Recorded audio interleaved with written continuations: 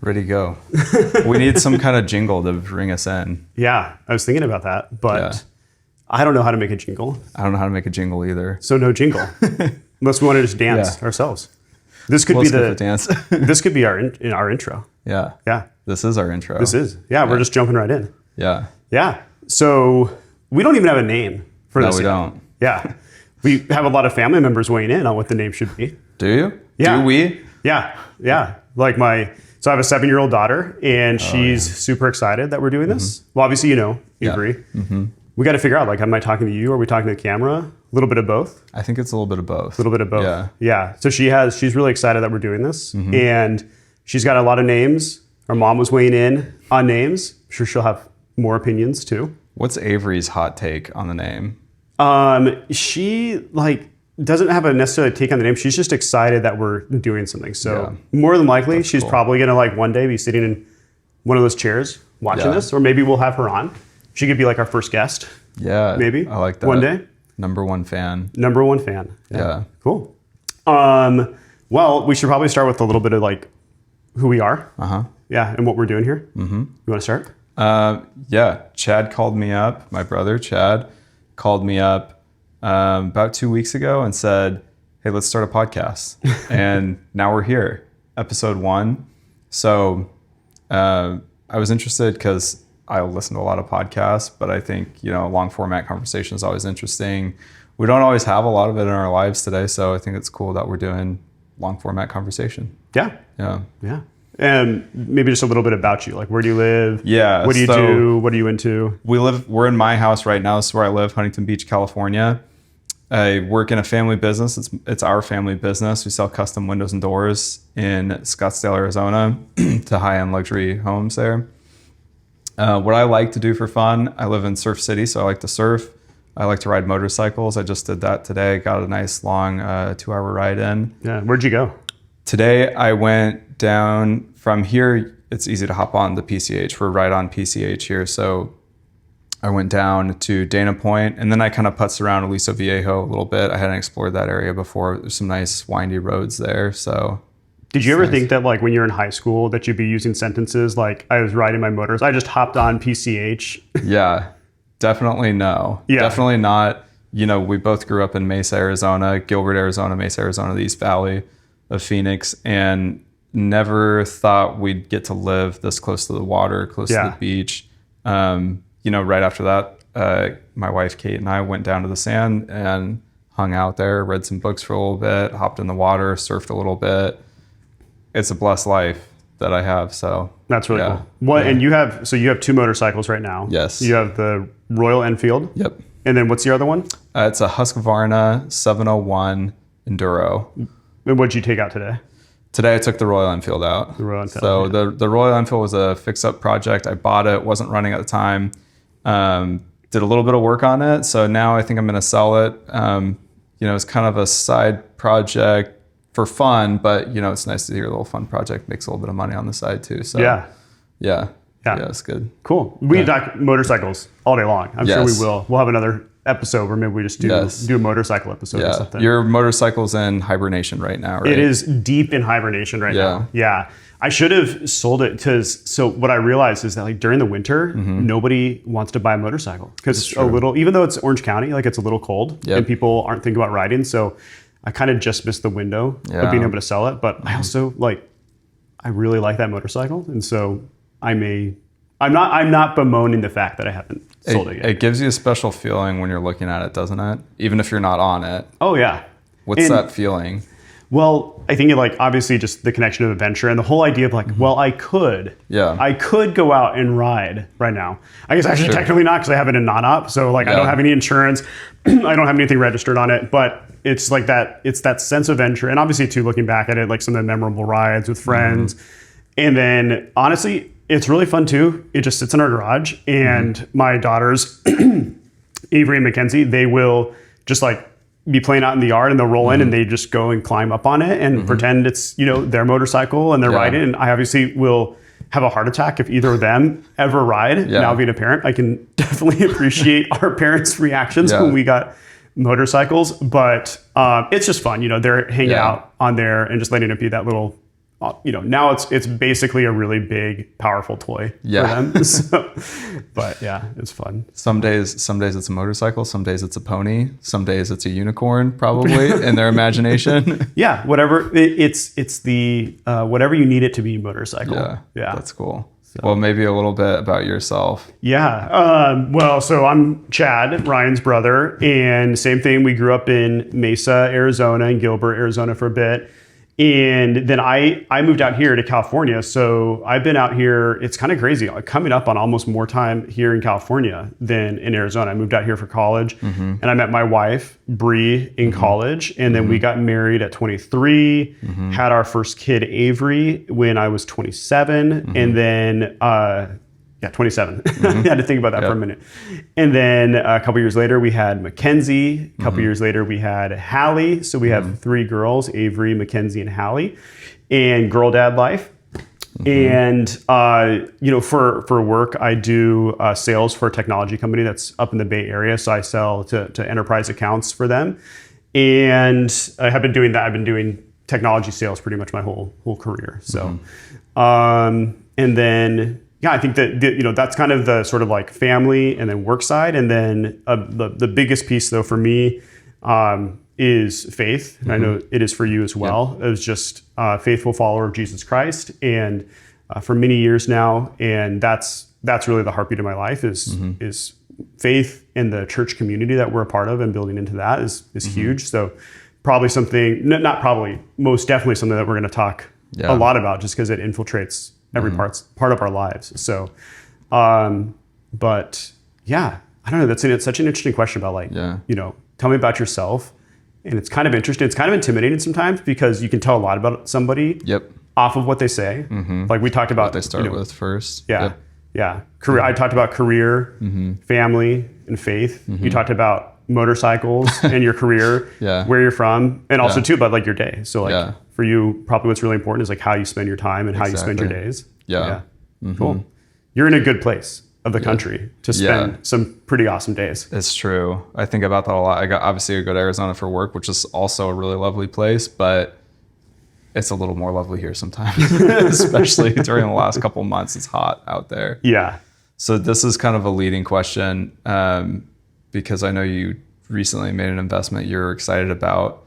What is a new habit that you've started in the last 30 days? It is a leading question, but I'm so glad you asked it, because like when you get into something and you're just so excited, you're just like, talk about it. It reminds me of the quote in, oh my gosh, it's just going to be so embarrassing, the fact that we're going to put this out, but the quote from Mean Girls where she says like, I just wanted to talk about Regina George. And if somebody wasn't talking about Regina George, I just waited for somebody to bring up Regina George.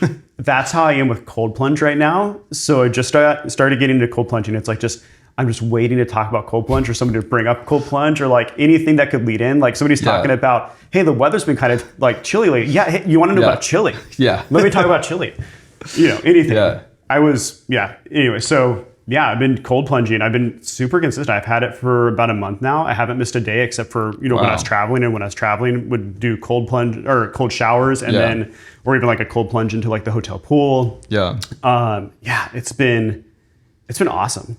I've been loving it. Today was hard to get in, but I feel so amazing after it. What inspired you to do it? Was it research, health, mental health? Yeah, so it's kind of a long story, but this is long form. So my really good friend at our church, he's actually one of the pastors there, just randomly in one of our discipleship conversations, we were talking about, he was asking me, he's like, hey, I started doing cold showers. Oh, that's really cool. Like I've been doing cold showers for years, kind of on and off and whatnot. And so he was just talking, I was kind of giving him all the tips and tricks, like how to get into it. Like, hey, like just start with doing like a cold burst at the end, and like go in warm, do a cold burst at the end. Like anybody can do that. And you can and change it back to hot. Like if you get cold, change it back to hot. And then eventually you'll just like end on the cold. And then eventually you'll just be, you know what, I can just start on cold, and then I'll go to hot, and then I'll end on cold. And then eventually you just start cold and you just run it the whole way through. Go. Yeah. And we're all, like, that's the easy way to lead into it. You could just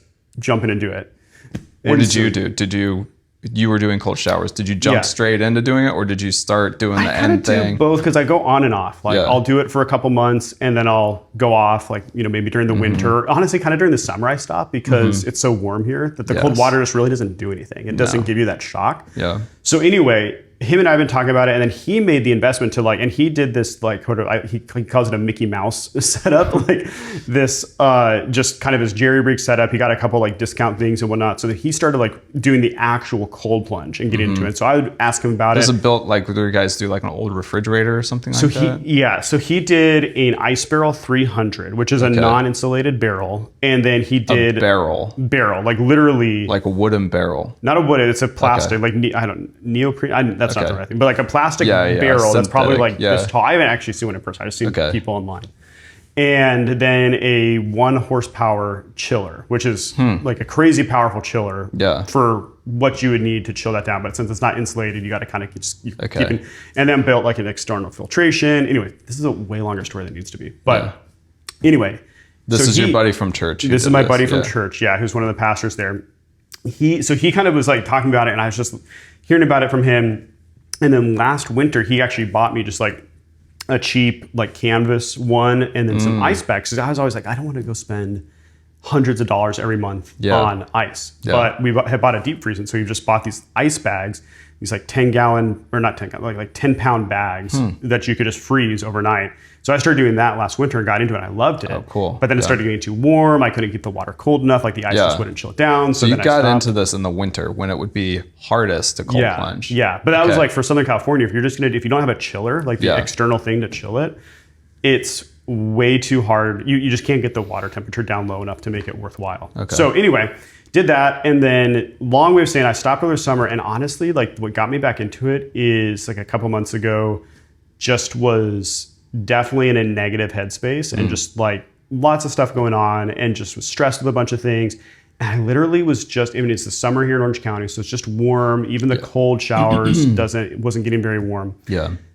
And I just wanted like that shock, like just that something to just reset my system. And so, and I knew, because I had done that before during the winter, and I was just like, I just craved it so much. And so started doing research and everything, and then ended up kind of putting my own system together and whatnot. Got this awesome, huge cold plunge that like my wife and I can sit in at the same time. So she'll do it with you? Not yet. Okay. This is the dream. She can do it if she wanted to. Right? Yeah. It's like the motorcycle. Like can this thing be? Yeah, exactly. Yeah. But Avery is doing it. Mac will jump in sometimes. She did Avery's the cutest thing. almost 8. Almost only 8, 7 right now, and she's like up to cold plunge. Yeah. She'll do like dunks. So she'll dunk all the way in, but she'll do it 6 or 7 times, and she'll get out. She's like, that's my last one. And then she'll wait a minute and she's, Daddy, I want to go again. She likes it. I mean, obviously there's health benefits and stuff. Does she like it? I can't imagine she's into it for like the health benefit. Does she like the rush? I think she likes the excitement and and the rush and just kind of doing something. I think she likes being part of that experience. So she'll do it, and then Mackenzie will get in. It's so funny because she'll just like get out. She says, "My legs are turning into popsicles." So anyway, it's fun. It's been a really fun little family thing that we can do. I'll do it in the mornings. And it just feels so great. And for me, it was a big, again, just kind of coming out of a negative headspace. It just, and it totally, that for like the first time, just shocked it out of me, and just was awesome. So that's cool. Yeah. And a cool project to do, something to build with your hands. That's neat. Yeah. It was fun kind of figuring out and watching a bunch of YouTube videos around like which ones to buy, and then like getting all the reviews, and then thinking about like, well, what setup do I need? It's just fun to get into something. I think you're kind of into that too. Like you'll get into something and then really try to go deep on that. Yeah. This, I don't know if I've paid attention to it for a little bit, like where the research is at. What are the actual benefits of it that people purport? Right? Yeah, I was going to say, so like, I'm not a doctor. Right. I don't know fully. So I can talk experientially because, like for me, definitely the biggest thing is the mental benefit. Okay. So there's a huge mental benefit in terms of, like I said, it just resets your whole system. Like if you're in a funk or if you're in a mood, like literally the other day, I was being a grouch, and Brie was like, "You need to just go cold plunge, like just go dunk." Yeah, and I told her I was like, "I think I do." And then she's like, she's like, "Go outside, go dunk." Yes. Went outside, dunked, and then within about then I do a little walk around and drip dry because it kind of keeps me cold a little longer. Yeah. And I just came back in. I went to her. I was like, "Hey, I'm sorry. Yeah. I was such a grouch earlier. Yeah. I'm better now. Like real Chad is back and whatnot." Yeah. So definitely the mental benefits in terms of just breaking yourself out of those funks. Yeah. And then, when you're in it, it's so cold that you can either sort of go like fight or flight in a way, or there's sort of that middle ground, which is just like very calm awareness. And you have to train yourself. The first couple times I did it, probably the first 10 times I did it, it's just like white knuckled, just pain. Because this water's like, what, 50 to 55 degrees or something? When I was doing the ice bags, it was probably like, I think I was between 50 and 55 now. So like lately I've been cold plunging in the low 40s. Low 40s. Low 40s. So it'll be between 41 really close to or like 40. Water. Yeah, like 40 to 43 will be the highest. Wow. Yeah. That's cold. Yeah. But it helps so much because you have to get in there and you have to control your breath. Yeah. And so just getting in there, and it's something that you train. It's almost like a groove, like a train like sets onto a track, or like the old horse wheels, like they would go. You'd have the ruts in the road, and it would literally almost set in there. Yeah, that's like your mind. It's like this track that your mind just like pops into, and then it just stays like that. Like even after you're out, it's just this like because I've done different meditations and things like that in the past, and this just immediately sets you in that. Yeah. And it feels amazing. You're controlling the breath work, and then just the energy levels afterwards.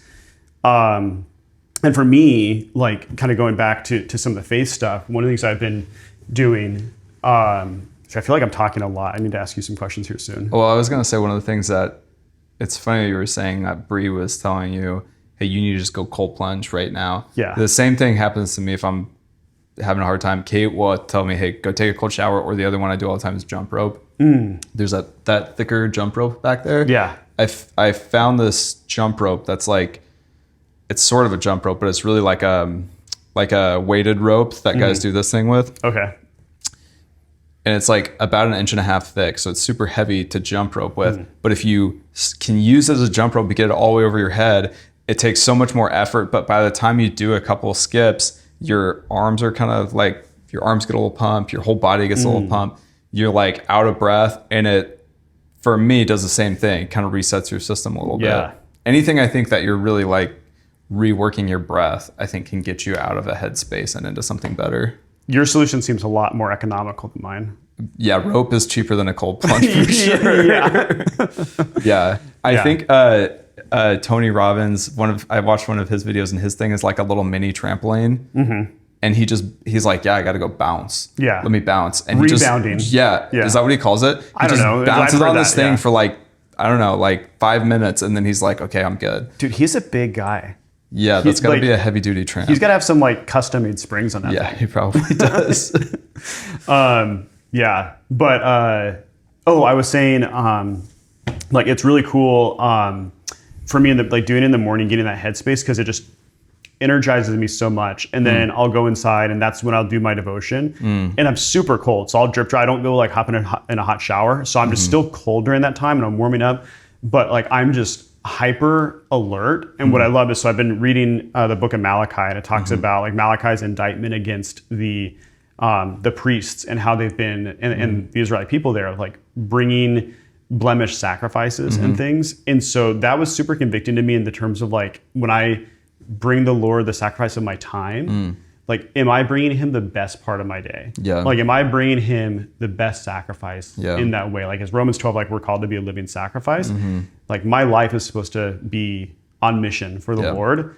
And I was bringing like sometimes the worst. Like I'd wake up and I'd try to have it the first time of my day. I was trying to bring like the first fruits of it. Yeah. And yet I would be groggy and tired and just not in the right headspace for that. Now doing the cold plunge and then getting into devotion, like that is the time of day that I am the most focused, energized, alert, ready to learn, ready to dive into the word. And so that's been one of the things that's been really nice, is stacking those things in that way, so I can just bring my full attention to them. And this is uncaffeinated. Yeah. So I'll do a little bit of coffee. Yeah. Like I'll make a coffee real quick and then sit down to do that. Because that's my gauge of my like quote unquote first fruits of my time is like, what is my first caffeinated thought of a day? Yeah. Unfortunately, I've gone on and off of caffeine before, but that's to me, lately I've been drinking caffeine. And to me, it's like there's a really clear window of time value before caffeine, which is like 0, and then time value after caffeine immediately, which is like very valuable time for my brain. So that's been when I choose to do my devotions lately. Yeah, and you do the caffeine just straight, so you get the quick hit. Yeah, I do espresso. I'll do espresso with about 50-50 water and espresso, so maybe like a short Americano. Okay. Yeah. So you get like that immediate jolt of caffeinated focus. Pretty quick. Yeah. Well, what about you? What are some of the habits or hobbies or things that you've been getting into lately? Okay, so this is actually a really random habit that I just started this last week that I hope continues for a long time. The backstory is, Kate and I were in Big Sur this last week, and did we introduce Kate earlier? Did we say, I can't remember. I mentioned her. Yeah, Kate is my wife. Okay. Yeah, we've been married for almost 3 years now. No kids yet, but we do have a son on the way, April 26th of next year. Congrats again. Thank you. So anyways, we, knowing that we do have a son on the way, going to be a little bit busy, we decided to get a camping trip in. So we were camping in Big Sur this last weekend. So that's the backdrop of where we were. But what we were listening to intentionally on the way up, she had listened to this podcast that she wanted to share with me. And so we listened to it on the way up, and I don't know, something about when you're in nature or on a trip, out of your context, things hit a little bit stronger, I think. And this podcast was talking about, it's called The Leader's Cuts, podcast we listen to regularly. But they were talking about living the abundant life, and the abundant life from that, passage where Jesus says, hey, I came to give life abundantly.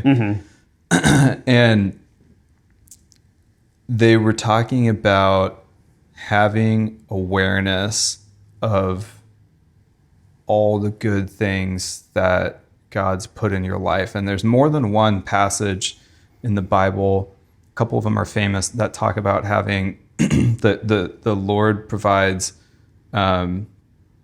basically clothes on your back and food to eat. And basically anything above that is like amazing and just a straight blessing. Yeah. So these guys on the podcast were joking. They're like, yeah, it's like if you were to count your blessings, it would be like, I don't know if you've ever been in a church or stadium where they try to count attendees. Yeah.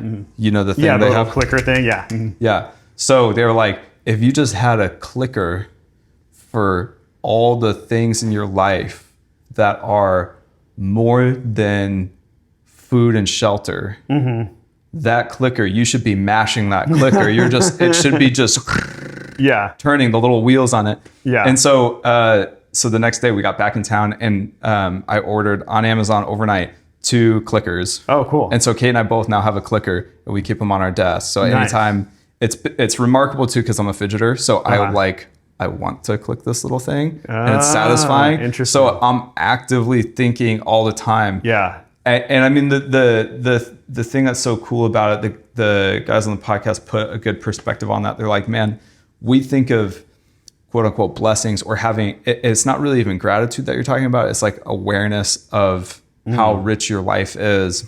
Yeah. We think about that in terms of like, I've, monetary wealth or things that you have that are nice. But if you reframe that to things as simple as I drove from point A to point B today, I didn't get in a car accident. Yeah. Or you rode your motorcycle. Motorcycle is even more. Yeah, that's a double click. Just mash that thing. Double click that one. But really reframe it to like, man, I get to have a conversation. Wow, I got a hug from my wife. I got a kiss from my wife. I got to read a book today. I can read. That's when like the clicker mash really starts to happen, and it's been really fun to be hitting that thing. So that's cool. Yeah, it caps out at 10,000 clicks. So I kind of wrote down the date. I started this on October 13th. So So we can see now on the podcast when you get to 10,000 clicks. Exactly. I think I'm hoping, I did the math. I should round my rate right now. I should round 10,000 before a year. Hopefully. Before the end of the year. Yeah. No. Before a year. Okay. Yeah. Okay. I was like, wow, like you really been going to town on that thing. Yeah. That's great. Yeah. That's really cool. That's my new habit. So here's my question on that. So, there's so many thoughts, but you mentioned like it's not so much even the gratitude, but just the awareness of the blessing. Yes. Why do you think that? And real quick, I just want to say, like, I love this because like we didn't really plan any of this out. I love that this just like organic conversation here. So I plan a little bit of it out. You can't see, but there's sticky notes over there. Well, you had some questions, but like, just where this is kind of what I love about our conversations is they just sort of go like this, and then we end up getting to interesting things. It's true. So there's this issue of we're so unaware of just the blessings. Yeah. Like, why do you think for us, not you and me, but just like as humans in general, why do you think that we default to being unaware of all the things? Like, why is our default status to take things for granted instead of being aware of like anything beyond clothing and food, which even that is still blessings from the Lord. The fact that we breathe, right? That like just the fact that there's oxygen in the air that we have, that's all pieces of common grace.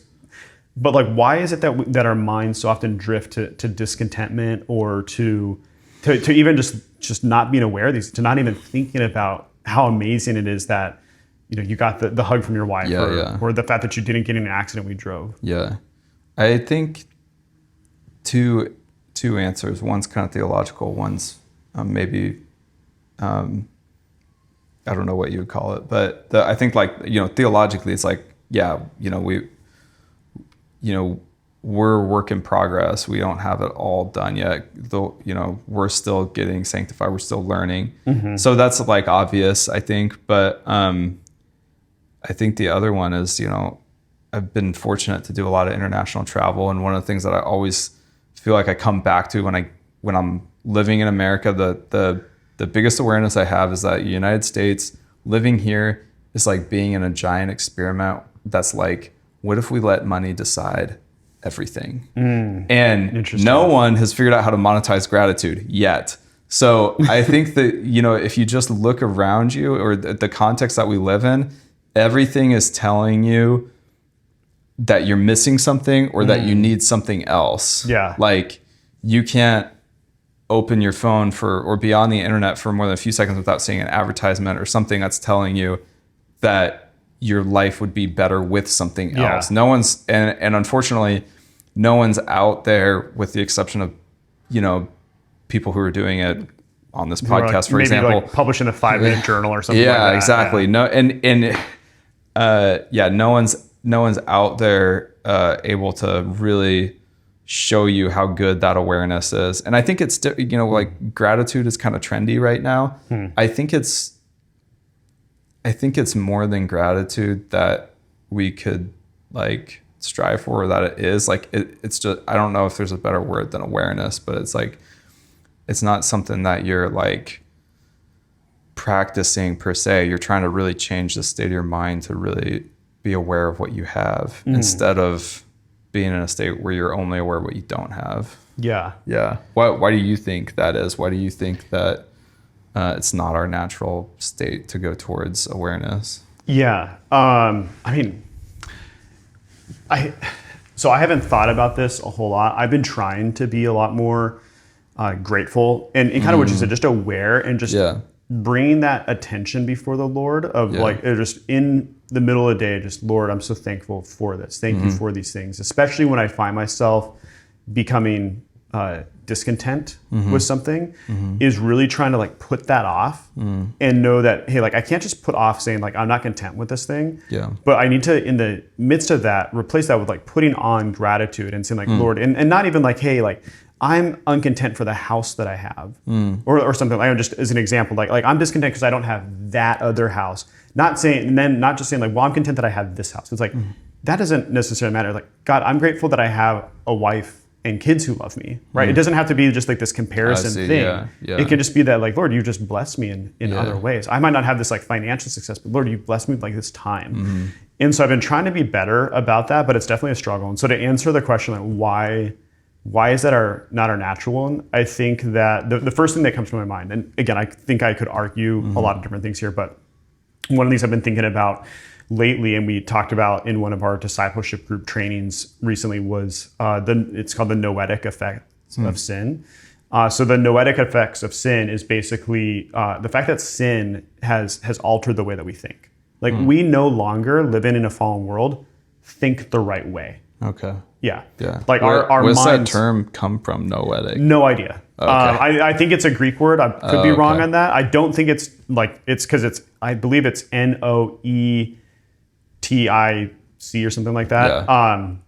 We could look it up. But noetic effects of sin is essentially that like we don't even think right. Like our brains don't process the right way now because it's been marred by sin. Now, when we submit ourselves to the Bible and biblical thinking, that puts us back on the right track. But we also have to recognize like we don't even have the ability to fully and accurately understand the Bible. Like we have to rely on the Holy Spirit and upon the way that the Lord has orchestrated the canon and interpretation and the interpretive methodologies to help us there. But like we have to submit that like we can get these wrong because again we're not even thinking right. And this is why we can be confused, and we can even be confused. This is what we talked about in this discipleship group. We can even be confused about biblical things. Like God, like you say this in the Bible, but you also say this. Like how do I reconcile? Like there is in God's wisdom, there's a perfect reconciliation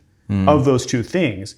And yet like for us, because our minds are altered in this fleshly state, we can't even think the right way about it sometimes. Now that doesn't mean we just don't do anything, right? We make our best effort. But I think that that's one of the big reasons is because our minds are just bent towards that. And so until Christ returns, and like there's going to be some element of that where we're just always going to be constantly having to fight against that grain or the tide of that discontent and the things that culture and kind of this like the world system that the Bible talks about in 1 John, like this world system that kind of presses this discontent and all these things out of us.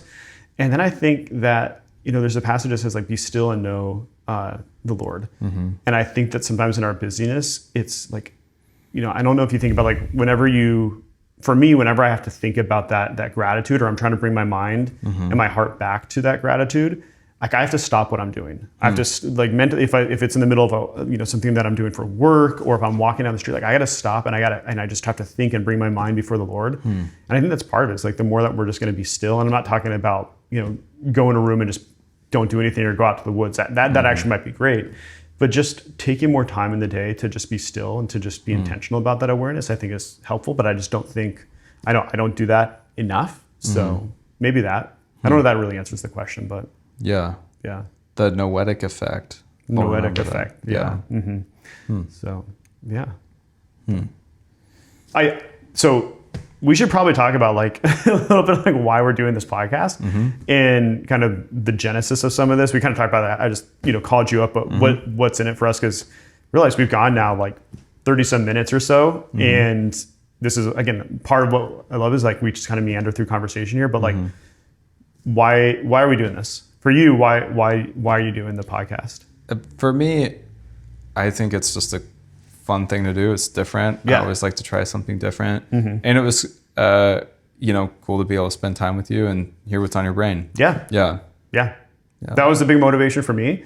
I think, so like growing up, our dad had great relationships with his brothers, and we'd hear all these cool stories about all the fun, crazy stuff that they get into. And we got into a bunch of fun, crazy stuff as kids, like hiking in 116 degree weather up mountains by ourselves with very little water. Fun, really smart things to do.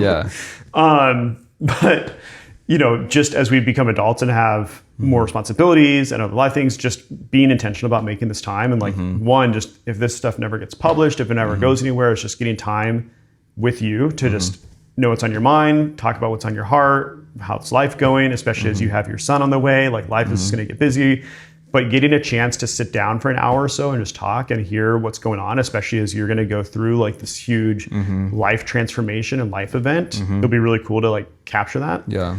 And then for me, there's a lot of reasons. Is one of the things that I so like one of the recent news things is Charlie Kirk recently was murdered, and one of the thoughts that came to my mind as I was thinking about his family is I thought glass half full for his kids, in that they're going to be able to see so much of what their dad did and know his thoughts on everything. Like they can look back on thousands of hours worth of video footage from their dad and know him. Now that's still going to be, I'm not trying to minimize how tough and rough it's going to be for them and the tragedy that is.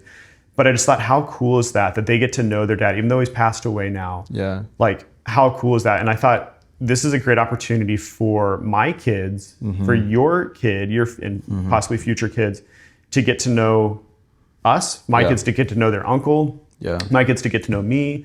If I was to, suddenly pass away or something, that they would have, as we make a collection of these podcasts, get to know my mind, get to know where I was at with these things. Or to know you at a specific time in your life. Because obviously, like your daughters might not remember who you were as much when they were younger. Most of your memories start around 4 or 5. So for them, your youngest to be able to see who you were at a time when she don't totally remember you. That will be cool. You see sometimes like pictures of older family members, and it's like, you look at a picture of your grandpa, you're like, oh, well, like I didn't know he was, you don't even think of him as being a young person. But you see them, you're like, wow, good looking dude, he's like fit or whatever. And like you're like, wow, that's a totally different light to see them in. That's kind of weird to think about. Like, could you imagine like our grandkids watching this and being like, oh, hey, that's what Grandpa Ryan or Grandpa Chad was like. Weird. It is weird. Like it's weird to think about. You're disconnected from them in a certain by time, obviously, but it kind of reconnects you with them to see them. Maybe see a picture of them or even a recording of them at the age that you are. Seeing them at that age would be interesting. Yeah. That's going to be wild. Yeah. My hope is that, especially for my daughters, as they see us at this stage too, the Psalm, I can't think of which Psalm it is, but Moses talks about like, teach us to number our days so that we may gain a heart of wisdom. Just like what you're saying is like when you look back on like your grandpa and you see him as this like old wrinkly man, and then you see like the picture of him in like college or something like that. It definitely gives you a perspective of like time. It makes you think about like, man, like how am I using time? And so hopefully them seeing this will like help them to like one day gain a sense of like teaching them to number their days in that way. So yeah, that's cool. Interesting. And then, it's just fun doing stuff too. Doing stuff and just making something, being creative.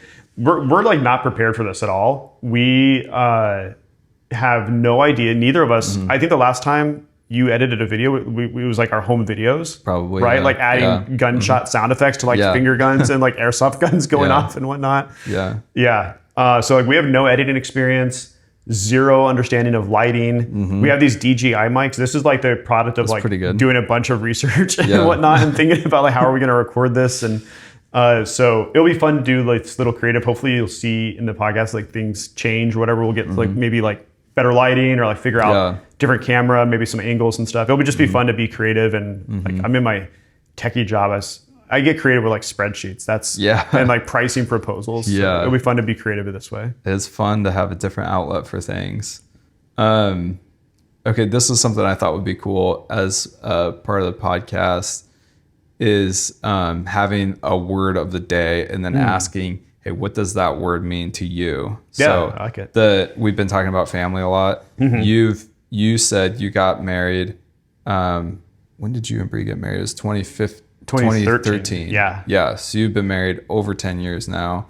You have over 12 years. Over 12 years. Yeah. You've got 3 daughters now. So if the word of the day is family, what does family mean to you? Cool. Give me like a huge question. Yeah. Right? Yeah. We're not going to start off with an easy word, well, right? I mean, it's light-ish, I guess. Yeah. You can take it as heavy or light as you like. So really quick, before I answer that, can I just, because I get this like hesitation in answering that question because like one of the things, this about me is like very much so a perfectionist. And so just doing this, I was going to say like, I wanted to call this out, like doing this has been like such a step for me because I want to be the person who's like, I've researched all of our lighting, all the camera setups, the angles, the editing, I'm going to use this editing software, and we'll then never do anything. And so just like literally throwing up a camera or two, hitting record and just going for it. That's new. And so anyway, that's why I'm like, I wanted to call out because it's like the perfectionist in me does not want to do that. And then, but just trying to do stuff. So I got to just be better about answering questions because you say like, what does family mean to me? I'm like, okay, let me go in a room for like 20 minutes and think about the perfect like 2-sentence answer, the perfect answer. Family means. So this will be the best part of podcast is you can't do that. I know. You can't be a perfectionist about your answer. I know. Yeah. Well, and this is the other reason why I liked doing this or why I was excited to do this is because there's that old quote that thoughts disentangle themselves through the lips and pen tips, meaning the more as we talk about things or as we write things out, we sort of get clarity around our thinking. And so this is great because it helps us to be more clear about our thinking or for me to just like say something. Who is that quote from? I have no idea. Huh. Yeah. Maybe we can find it out. I think I looked it up at one point. It felt like it was from, it might be Mark Twain. It could be. Yeah. Or it's been like now. It sounds very like Benjamin Franklin-y. It does too. Yeah. So I don't know if anybody knows, drop it in the comments. Yeah. Yeah. So family. Okay. I'll just say what's on my mind right now. Yeah. With family. It might be more interesting to answer this because probably our family's the only one who would ever listen to this. At this point would only listen to this podcast. So it might no be. Pressure. So here's what I've been thinking about in terms of family. It can mean so much. But a couple years ago, you and I went to and attended our uncle's funeral. This is family that lives on the other side of the country. Yeah. We get to see them every couple of years. Yeah. But we had a lot of fun experiences every now and then, every couple of years with them as young kids. Yeah. And the thing about family was that not only were we the ones who were at the funeral, but like family was the ones who were there after the funeral. Like after all the friends and acquaintances leave, family are those people who are going to be there afterwards. And that's important not only to think about like if you were to pass away, like I'm going to be for your future kids, right? We're like 20, 30, 40 years down the road. Like I would be the one who's there to help comfort your son. Or like my daughters will be the ones to then comfort your son, just the way that we are comforting our cousins. Yeah. In the same way too, like if I were to pass away, like you guys are going to be the ones there. You're going to be the ones in the hospital room when I'm passing. You're going to be the ones who like when Bree's having to clear, the platters and things like that and clean up afterwards. And then she gets back home, like hopefully she's not coming back home to an empty house, but she's like has people there. She has family, these people who have shared life and who know her and who can like know with just a look what she's going through or what needs to be said or not being said, or who can just like put the arm on the shoulder and just be comforting in that way. So family means so much more, but I think about that, like that's what I've been thinking about is that like the importance of pouring in and spending time with family, because I think we're both in this life stage where it's really easy, like you have all these communities of like who do your kids' friends hang out with, right. And you kind of build that. And even within our church community where we have a lot of really close people, and I love that. But at the end of the day, like while they might be at the funeral, they may not be the people who are going to be there afterwards. It's the value of like the family who are there afterwards, and just the importance of that and pouring into like the immediate and near extended family. Yeah. Yeah. That's what comes to my mind. That's cool. I didn't even think of that memory too, but that's such a cool picture. Like people who were there beyond maybe what's required or expected, but like they're the extra step further there. Even if we weren't necessarily always around. Yeah. You know, like we were for like our cousins, like we're like, maybe we hadn't at the time, I think, seen them for maybe a couple years, but we still get to be there in that sense. Yeah. What about for you? What does family mean for you? I think I had a little bit more time to think about it because I wrote the question down at like 10 o'clock this morning. Yeah. But to me, as I was thinking about it, I think family just means like, you're automatically a member. I think family means like it's like a membership to a club that you can never lose, and you can never, in a good sense and a bad sense, you can never really check out of it. Like you can never not be biologically similar to somebody else. You and I are never not going to be brothers. I'm never not going to be married to my wife. I'm never not going to be cousins to my cousins or whatever. Yeah. And that's more, I think, like, you know, more and more important the closer you get to like your nuclear family. But I just think that's like my maybe most condensed way to think of it is like it's a membership you can never lose, and that gets you access to relationships that you can't ever lose in a sense. Interesting. Yeah. Yeah. And like, cause even like you could have splits in family, but like yet you're never like, there's nothing like, even if you and I were to become estranged, we're not on speaking terms, like there's nothing that we can ever do to change the relationship that we are brothers. Yeah, exactly. Yeah. And I think it can be confused nowadays too, because a lot of people, maybe you're close to their friends and you say, yeah, we're just like family, or we're, you know, you hear like, I think it's really weird when people start to say like, oh, like at work, like, oh, we're like a family. And it's like, well, you work closely together is what you mean to say. Like, or you know each other well is what you mean to say. But ultimately, you're not like inseparable. You don't always have access to that club. You're never always going to be a part of that. Yeah. So I think that's why family is inherently special, inherently different than some of those things. Interesting. Yeah. Yeah. I'll probably take some flack for saying this, but there's this like trend with a lot of our friends where they will, wow, there's a car alarm going off right now. Who knows if that's going to make it into the audio or not? We'll see.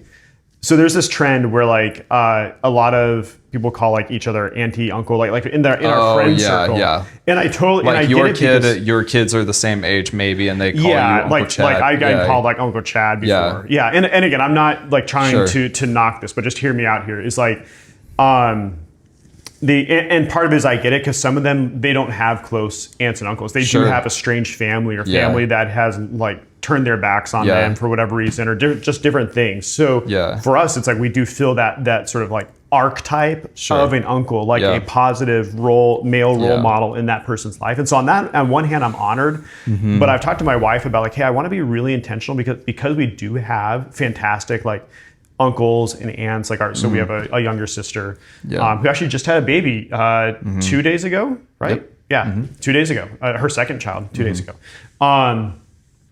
Like we have such fantastic aunts and uncles. Like I want to be really intentional about the words that my children use, and to not diminish and like call somebody else auntie who doesn't serve that same role in their life. Now that might be like, again, for my daughter's like a positive female role model, but it's like, okay, call her Mrs. whatever. I want to reserve the title auntie for Kate and for our sister. So, yeah.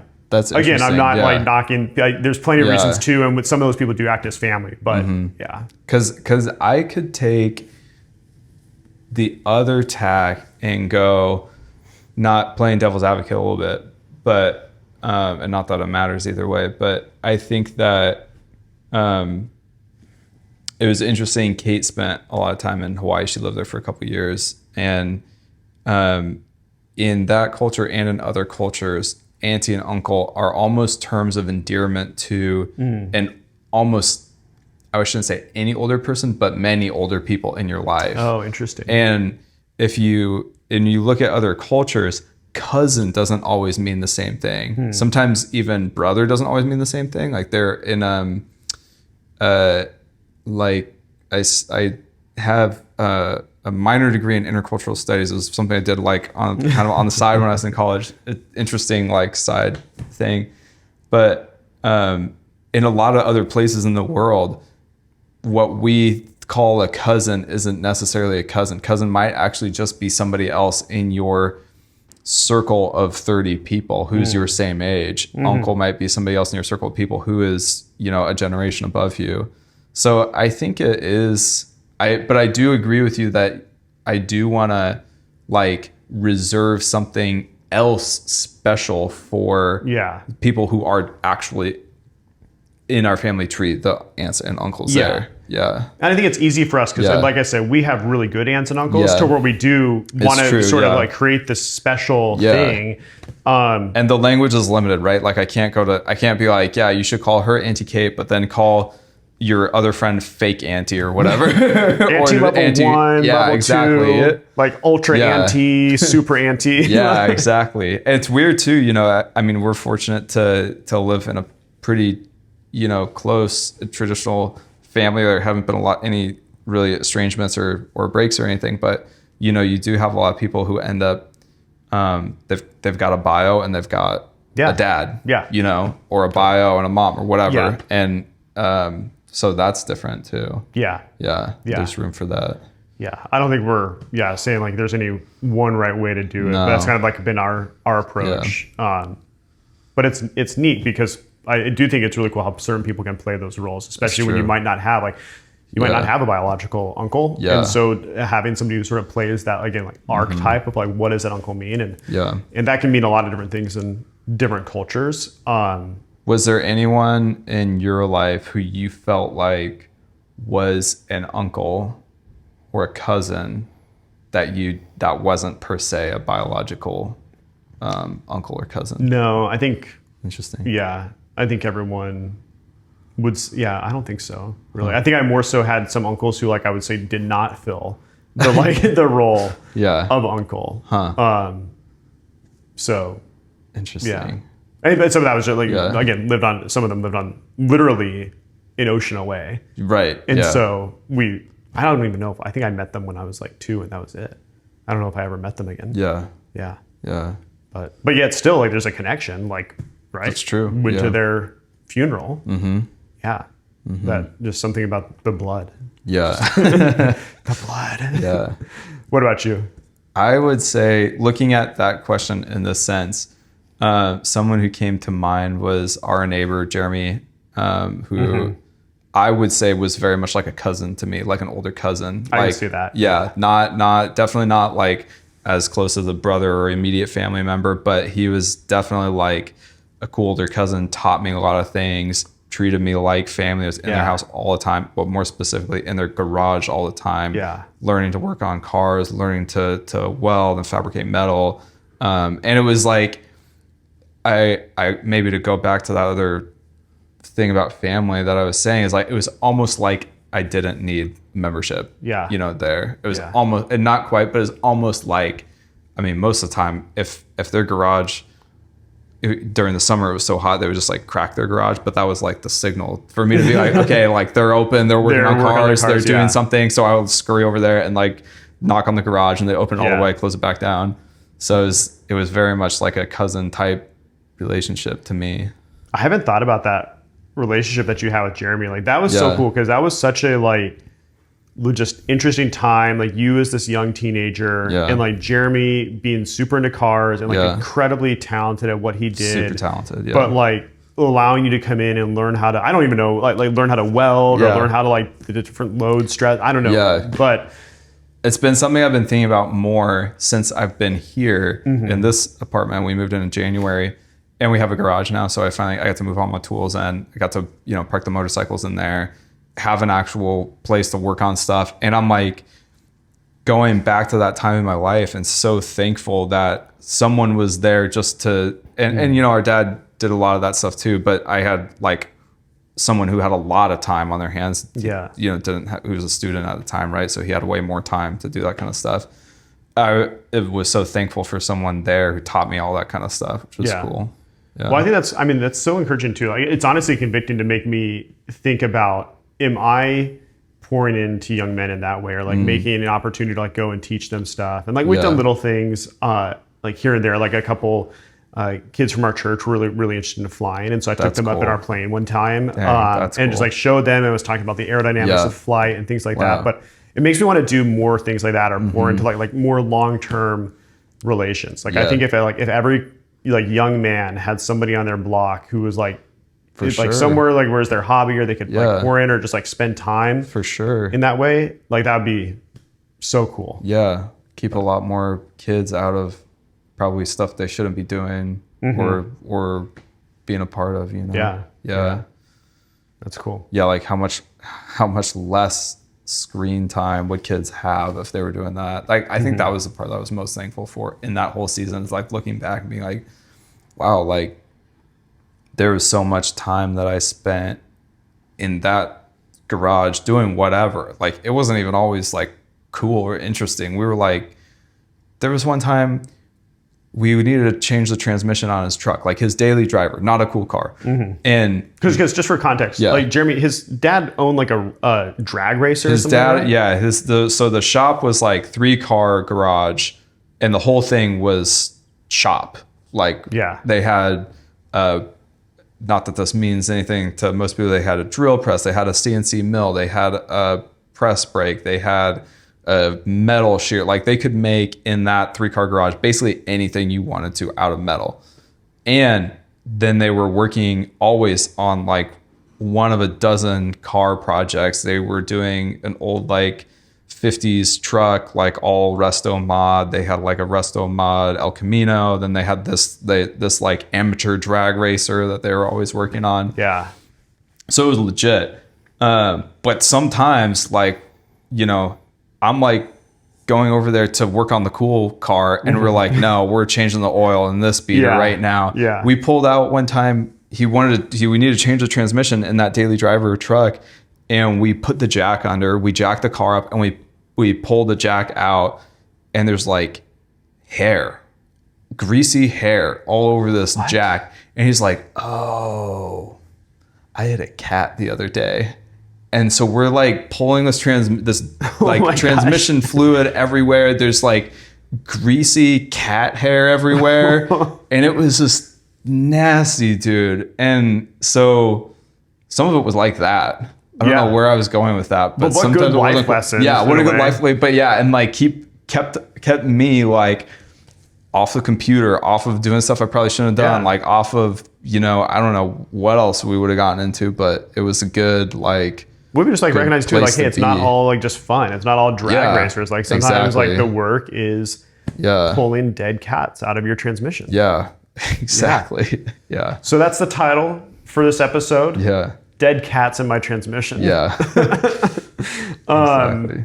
Yeah, that's really cool. This is one of the things I love about this, and this is what I'm excited for, is like I hadn't thought about that in like that season of your life. Yeah. Since it probably happened. I didn't really think about it when it was happening. When I was in like college, or I was like getting ready for college at the time and whatnot. So like cool. Yeah. But like just hearing those stories and everything, it'll be cool to collect these and just also just, it's cool. Remember those things and everything. So yeah. So really quick, we're kind of coming up on time here almost, but I was going to ask, what is your biggest like hope for the podcast? And obviously we're in episode 1, so it's not a whole lot. And there's going to obviously be the follow-up question. What's your biggest fear with this podcast? I don't have a lot to say about either of those, but I think I'll start with fear, because I like to end on a high note. I think my biggest fear, it was weird. I was actually like a little bit nervous, like before we press record. My biggest fear is probably saying something silly or like something that I would regret and then be like, oh, it's recorded now. Yeah, like talking about dead cats in a transmission. Exactly. Yeah. Incriminating evidence. But I would say, I don't know, my biggest hope is to have more moments like that where you realize like, oh, there's actually this really cool story. I haven't even thought about it in a long time. Not that I wanted to think about the cat transmission thing, but you like it casts things in a different, more positive light, and it gives you awareness of more good things that have happened. Yeah. That's awesome. Yeah. What about for you? Great. Fear, hope? Fear is definitely putting this out there. Like just, I've lived a pretty private life in terms of I'm not really on social media. I haven't been like, I have accounts. I don't think I've I don't know when the last time I logged into them is. Just haven't, for like really most of my adult life, haven't done much of the social media stuff or just putting things out, putting myself out there. So definitely a fear of just, like you said, like hitting record and like throwing this out there and not really like, oh, are we going to get views or not and whatnot, but more just like, hey, this is just out there. My community, my friends, people can watch this. But my hope is that like my heart, my passions are like your heart, your passions will just come through these things. And I think that, you know, you and I both, as we've tried to live good lives, like have things to offer to the world, and especially to a younger generation, especially too. So my hope is that the, overcoming that fear, like the reason to put this out there, because there's so much content, there's so much stuff out there, but really that it does speak to somebody. And that's kind of my hope too, is that there is so much content, but there's also so much garbage. And there's just so many people too who are just faking it or who are just talking about things that they have no idea about. One of the things I really like is I think you and I are both very authentic. Like what you see is what you get. I know you are. I hope that I am. So even like earlier when you asked me about the cold plunge, I'm like, I don't know. I can talk experiential. I'm not going to jump on here and say like, oh, hey, it's this, and this. Like, well, this is just my experience. And hopefully that resonates with some people. And I think again, as we've tried to live our lives in a certain way, in a biblical way, in a faithful way, and even just in a fun way of enjoying life and doing things. Hopefully that can rub off on the next generation and or even just other people who are interested, or just give them something to listen to that's going to have little nuggets, like when we're talking about family or faith or just these different things or these perspectives that as they're driving or as they're listening or watching this, is just going to be better than doom scrolling or listening to, I don't know, just whatever other podcast that's about, you know, how to have perfect form when you're squatting or something like that. Like, again, some of those are good, but there's only so much stuff that you can do. Or like, you know, here's all the, you know, we can talk about supplements and things like that one day, but like, here's all the things that you should be taking that you're not taking and whatnot. But just, you know, hopefully they get a little something out of it, and just it's kind of a little bit of everything weaved in there. So, and the hope would be like that we just get to continue to do this and have a great log of it, and maybe invite some more people on. It'd be great to like one day invite people on, like, I don't know, like have dad on and like talk about owning a small business and starting that, and or have like one of my daughters on, or both of them, or like have Kate talk about, she's got a pretty interesting job and has done some pretty crazy stuff. So we'll maybe save that, but like talk about that. That'd be pretty cool. Or even just have other people use this as a platform to get to to talk and build relationships with cool, interesting people. And yeah, that'd be my hope. Yeah. It's a good hope. I think it'll happen. I thought a lot about how to start this. I didn't think very much about how to end it. I didn't think about how to end it either. So I guess this is it. Yeah, I guess. Yeah. Okay. So anyway, thanks for joining in to the Untitled podcast. Maybe that's going to be the name. Yeah. No, I don't like that one. We'll see. We'll see. I'm thinking Lucas Bros, but I like it. See. Yeah. The Lucas Bros? Are we going to be like Facebook where we like drop the or like, is it just Lucas Bros or the Lucas Bros? I don't know. I like the Lucas Bros. Yeah. Yeah. I don't know. We'll see. All right. Anyway, thanks for joining in, and we'll see you at some point next time.